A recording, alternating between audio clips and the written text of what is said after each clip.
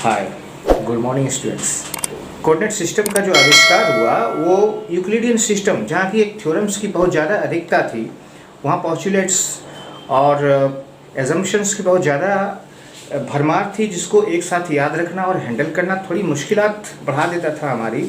तो इसलिए उन 2D फिगर्स और 3D फिगर्स को कैप्चर करने के लिए, उसको और थोड़ा आसान बनाने के लिए यहाँ पर ये लाया गया कोऑर्डिनेट सिस्टम को। ये कोऑर्डिनेट सिस्टम कुछ भी नहीं है, बल्कि जहाँ पर यूक्लिडियन सिस्टम में किसी एक आकृति को एक आकृति के रूप में ही देखा, ज्योमेट्रिकल शेप के रूप में देखा जाता था, यहाँ पर जो कोऑर्डिनेट सिस्टम में इस चीज़ को किसी एक बिंदु के सापेक्ष मिले हुए बिंदुओं के समूह के रूप में देखा जाता है, या फिर 3D स्ट्रक्चर को कण के स्थिति के ढेर सारे कणों के मिले हुए एक समूह के रूप में देखा जाता है, जिससे वो आकृति बनती है। तो यहाँ पर जब 2 डायमेंशनल ज्योमेट्री की बात चलेगी, ज्योमेट्री दो तरह की होती है ना, अभी हमारे लिए मान के चलिए, तो जहाँ पर पढ़ने के लिए जो थ्योरम्स आते हैं, आकृतियाँ आती हैं, वो 2 प्रकार की होती है, 2 dimensional geometrical figures and 3 dimensional geometrical figures. 2 dimensional geometrical figures वो फिगर्स हैं जिन्हें हम किसी एक प्लेन सरफेस पर ड्रॉ कर सकते हैं, जैसे सर्कल हुआ, आयत हुआ, वृत्त हुआ, त्रिभुज हुआ। सारे प्रकार के जो त्रिभुज हैं वो सारे ये द्विविमीय आकृतियाँ हैं, और त्रिविमीय आकृतियाँ जिन्हें हम छू करके महसूस कर सकते हैं। जैसे कि हमारा ये बुक, ये त्रिविमीय आकृति है, इसमें ये लंबाई, ये चौड़ाई और ये ऊंचाई, मोटाई 3 प्रकार की विमाएँ हैं, 3 प्रकार की राशियाँ हैं, इसलिए इसको त्रिविमीय आकृति कहा जाता है। इसके अलावा एक बिंदु जिससे मिलकर के सारी द्विविमीय आकृतियों को बनाया गया है, वो बिंदु में कोई विमा नहीं होती, और उस बिंदु को एक जिस दिशा में एक साथ लगा दिया जाए तो वो एक विमा पैदा होती है, अगर उसको फिर दूसरी दिशा में भी घुमा दिया जाए तो वो दूसरी विमा पैदा होती है। तो एक कागज़ पर हम जो एक प्लेन सरफेस, जैसे कि हमारा कागज़ है, हमारी कॉपी है, उसके सरफेस पे हम क्या ड्रॉ कर सकते हैं, वो अगर हम जो परफेक्टली जिस फिगर को ड्रॉ कर सकते हैं वो 2 डायमेंशनल फिगर है। और ऐसी आकृति जिसको हम ड्रॉ तो कर सकते हैं, देखने में लग सकता है, आभास ऐसा हो सकता है, लेकिन वास्तव में वो उसको छू करके हम ये एहसास, उसकी ऊंचाई का, गहराई का इस प्रकार से एहसास नहीं कर सकते कि ये चीज़ क्या है, वो 3 डायमेंशनल फिगर है। ठीक है, 2 डायमेंशनल फिगर और 3 डायमेंशनल फिगर में आपने इसमें अंतर जाना। तो 2 डायमेंशनल कोऑर्डिनेट ज्योमेट्री और 3 डायमेंशनल कोऑर्डिनेट ज्योमेट्री 2 तरह की चीज़ें इसमें हैं। तो हम लोग शुरुआत करेंगे 2 डायमेंशनल कोऑर्डिनेट ज्योमेट्री से।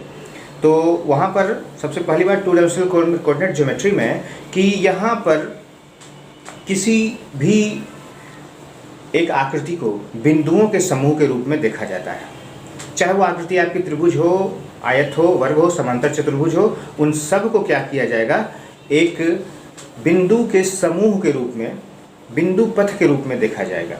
यानी मैं आपको बताऊं कि द्विविमीय कोऑर्डिनेट तल में एक 2 अक्ष होते हैं, एक ये ऊर्ध्वाधर अक्ष, और आप इसके खास नीचे, ये ऐसे नीचे मान लीजिए, ये इसका हो गया क्षैतिज अक्ष, वर्टिकल एक्सिस, हॉरिजॉन्टल एक्सिस, और ये दोनों जहाँ पर मिलते हैं, ये वाला पॉइंट, ये कोऑर्डिनेट, ये जो पॉइंट होता है उसको ऑरिजिन या मूल बिंदु कहा जाता है।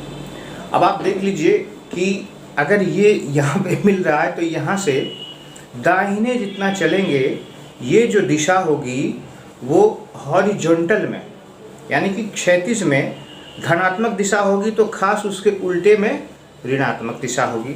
यानी इधर 5 किलोमीटर चलने पर अगर +5 है तो इधर 5 किलोमीटर चलने पर -5 होगा। इसी प्रकार से इसके ऊपर जाने पर, ये जो आपकी वर्टिकल एक्सिस है उसके ऊपर जाने से ये पॉजिटिव डायरेक्शन है, जबकि उसके नीचे जाने से, अगर इससे नीचे जाने से ये नेगेटिव डायरेक्शन को दिखाता है। यानी अगर हम यहाँ से 3 सेंटीमीटर चलें तो वो +3 का डायरेक्शन होगा, और अगर 3 सेंटीमीटर नीचे की ओर चलें तो -3 का डायरेक्शन होगा। ये दोनों अक्ष एक दूसरे से लंबवत हों, ये दोनों अक्ष अगर एक दूसरे से पूरी तरह से लंबवत पर हों, समकोण पर हों, तो ये आयताकार कार्तीय तल कहलाता है, रेक्टेंगुलर कोऑर्डिनेट सिस्टम कहलाता है। जबकि अगर ये थोड़ा सा इधर या थोड़ा सा भी इधर झुका हुआ हो, यानी एक्यूट और ऑब्ट्यूज हो, तो ये इसका ऑब्लिक सिस्टम ऑफ कोऑर्डिनेट्स कहलाता है।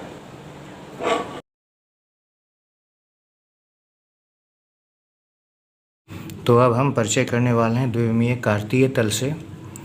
आपके सामने मैंने सारा ये सिस्टम जो द्विविमीय कार्तीय तल का जो पूरा सिस्टम है उससे ड्रॉ किया है, और मैं आपको अब बताने वाला हूँ कि ये द्विविमीय कार्तीय तल में कहाँ क्या होता है, किस स्थान को क्या कहा जाता है, उसमें जो बेसिक बिल्डिंग यूनिट है यानी कि बिंदु, उसको किस प्रकार से प्रदर्शित किया जाता है।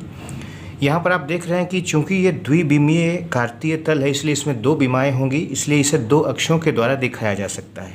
ये क्षैतिज अक्ष जिसका नाम एक्स अक्ष भी कहा जाता है, और ख़ास उस पर लंबवत ये वाई अक्ष जिसे ऊर्ध्वाधर अक्ष भी, हॉरिजॉन्टल एंड वर्टिकल एक्सिस भी कहा जाता है। ये दोनों जहाँ पर मिलते हैं ये पॉइंट, इसे मूल बिंदु कहा जाता है। और आज जैसा कि आप देख पा रहे हैं कि इन दोनों लाइन के बीच में चार अलग अलग स्पेस डिवाइड हो गए हैं। इन चारों स्पेस को यहाँ से शुरू करते हुए प्रथम, द्वितीय, तृतीय और चतुर्थांश कहा जाता है। अब इन बिंदुओं के बीच में अगर हमको कहीं भी एक बिंदु को ड्रॉ करना हो, फॉर एग्जांपल हमें अगर यहाँ पर एक बिंदु P ड्रॉ करना हो, जो ये यहाँ पर ये P बिंदु ड्रॉ करना हो, तो यहाँ पर उसको दोनों अक्षों के सापेक्ष में देखा जाएगा कि वो किस स्थान पर स्थित है। तो इस बिंदु को पहले x अक्ष के समांतर देखा जाएगा कितनी दूरी पर वो स्थित है। तो x अक्ष के समांतर ये x अक्ष है, वहाँ से वो कितनी दूरी पर स्थित है, यानी x अक्ष पर वो कितना प्रक्षेप काट रहा है। तो आप देख रहे हैं कि x अक्ष पर ये इतनी दूर गया है। मान लिया जाए ये दूरी x सेंटीमीटर या मीटर या कुछ भी, किलोमीटर कुछ भी है, तो यहाँ इसका कोऑर्डिनेट यानी इसका निर्देशांक इस प्रकार से हर एक बिंदु का एक निर्देशांक होगा, और उसमें पहले x अक्ष पर प्रक्षेप को लिखा जाता है और फिर y अक्ष पर प्रक्षेप को लिखा जाता है। तो इससे स्पष्ट रूप से पता चलता है कि वो बिंदु का निर्देशांक कहाँ है, उसकी स्थिति कहाँ है। तो x दूरी पर स्थित है, तो यहाँ पर इसका कोऑर्डिनेट x हुआ। हालांकि इसके साइन स्कीम के बारे में मैं थोड़ी बाद में डिस्कस करूँगा। और y अक्ष पर कितनी दूर ये बिंदु स्थित है, तो मैं y अक्ष पर अगर चलता जाऊँ तो समांतर रूप से ये कहाँ तक स्थित है, तो इस दूरी तक स्थित है। इसके सामने आ जाऊँ, क्योंकि ये एक आयत का निर्माण करता है, तो आमने सामने की भुजा बराबर होगी। अगर ये y दूरी पर स्थित है तो इसका y कोऑर्डिनेट यानी y निर्देशांक, जिसे निर्देशांक कहा जाता है, हर एक बिंदु का एक स्थिति को निर्देशांक कहा जाता है। उसे इस प्रकार लिखा जाता है कि उस बिंदु का नाम लिखेंगे और उसके निर्देशांक को लिखने के लिए एक छोटी ब्रैकेट पैरेंथेसिस में पहले x अक्ष के प्रक्षेप को कॉमा करके फिर y अक्ष के प्रक्षेप को लिखा जाता है। तो यहाँ पर ये बिंदु किसी भी स्थान पर हो सकती है। बिंदु कहाँ कहाँ हो सकती है, तो पहली है बिंदु मूल बिंदु हो सकती है, जो बिंदु है वो मूल बिंदु हो सकती है। दूसरी है कि कोई भी बिंदु अक्ष पर भी हो सकती है, अक्ष पर, अक्ष में भी x अक्ष पर हो सकती है, y अक्ष पर हो सकती है। और तीसरी स्थिति है कि कोई बिंदु चतुर्थांश में हो सकती है, चतुर्थांश में हो सकती है। इन तीन स्थितियों में तीनों के अलग अलग निर्देशांकों की एक सिस्टम और पद्धति है जो आपको अच्छे से समझनी है, गौर से समझनी है। आपको ये बता दें कि ये जो मूल बिंदु है यही वो चौराहा है जहाँ से हम लोग कहीं की दूरी नापना चालू करते हैं, चाहे वो x अक्ष के समांतर हो या y अक्ष के समांतर हो, हम उसकी दूरी को, उसके निर्देशांक को नापना चालू करते हैं। वो जगह होती है मूल बिंदु। तो अगर x अक्ष से ये धनात्मक दिशा में दूरी नापी जाए तो ये पॉजिटिव डायरेक्शन है x का, और प्रथम चतुर्थांश में जाने की, एक मिनट पहले मूल बिंदु की बात कर लेते हैं। तो यहाँ से जुड़ी, तो यहाँ जहाँ से हम लोग नापना शुरू करते हैं उसको 0 माइल यानी 0 कहते हैं। इसका निर्देशांक होंगे 0, क्योंकि हम यहाँ से किसी भी बिंदु की स्थिति को नापना शुरू करते हैं। अक्ष पर x अक्ष अथवा y अक्ष पर आप देखेंगे कि जब कोई बिंदु x अक्ष पर स्थित होगा तो उसमें x अक्ष पर कहीं स्थित होने के लिए उसके x पर तो कुछ कटाव होगा, x पर तो उसकी कुछ दूरी होगी। मान लिया जाए a दूरी पर स्थित है, लेकिन y में ना तो उसके ऊपर कोई परिवर्तन हुआ है ना नीचे कोई परिवर्तन हुआ है, यानी ना तो धनात्मक परिवर्तन हुआ है ना तो ऋणात्मक परिवर्तन हुआ है, यानी ये जीरो के सामने जीरो ही रह गया। इसलिए एक्स अक्ष पर स्थित सभी बिंदुओं के लिए एक्स अक्ष पर जो होंगे उनके निर्देशांक में एक्स अक्ष का कुछ मान तो होगा लेकिन वाई अक्ष शून्य होगा।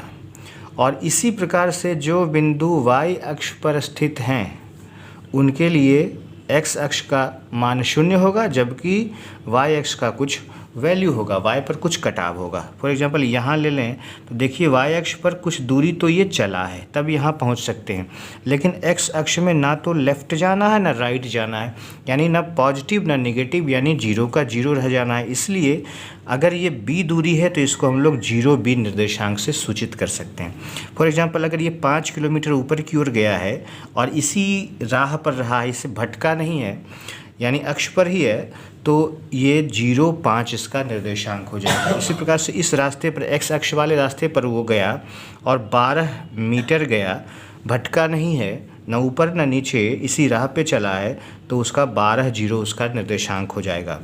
अब देखते हैं चतुर्थांशों के बारे में कि चारों चतुर्थांशों के बारे में क्या उसकी साइन स्कीम है।